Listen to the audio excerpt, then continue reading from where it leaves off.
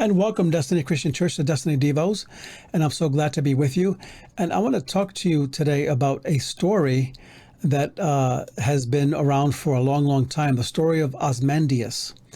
And it's kind of like a fictional kind of story, but the way Percy Shelley puts it, this was in 1818 where he wrote this, is he said, I met a traveler from an antique land, an ancient land, who said, two vast and trunkless legs of stone stand in the desert.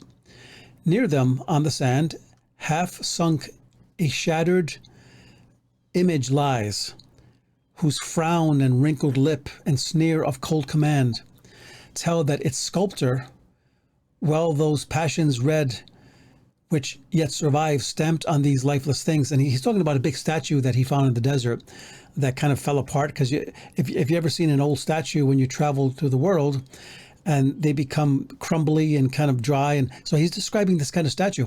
He says, the hand that mocked them and the heart that fed, and on the pedestal, these words appear.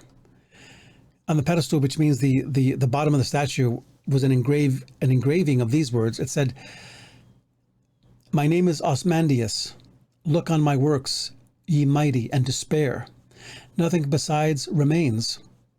And then, so that's what he said. Look at my works and despair. And then round and decay, it's the storyteller says that around the statue was nothing left but decay of this colossal statue. And it was bare stone, and the sands kind of wore it down over the centuries. But there's a moral to this story, because we always bring it back to the Bible of what God says about pride. That in this famous poem, he's talking about what happens when pride becomes our legacy and we build things based on our ego and our self. And the only thing that he's remembered for in the end is not his greatness, but his arrogance. And that's what we see as the tattered remains of this statue of greatness, right? So, quote unquote, greatness is left behind. And so, hence the scripture, pride comes before a fall. I'm sure you've heard that scripture before.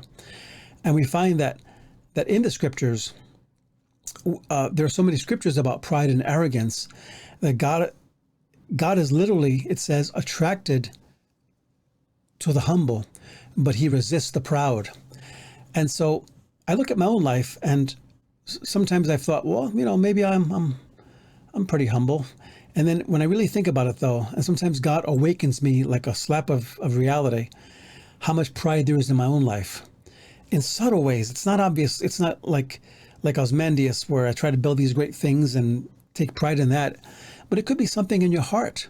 It could be the way you think about yourself, or the way you think about other people in relation to you. It could be about maybe you feeling offended if you got picked over, if someone got picked over you in a situation. And we find that when we focus on pride, when we look at pride as a even subtly, we can get into trouble. And so I want to encourage you, beware of pride in your life in all its subtleties, because when we engage in pride, when we allow ourselves to let pride come in, we can easily be offended at people because of pride. We can easily feel put out or passed over by people because of pride. We can easily compare ourselves to other people because of pride. And pride is such a root to so many other things. And this is why it's the very opposite of humility.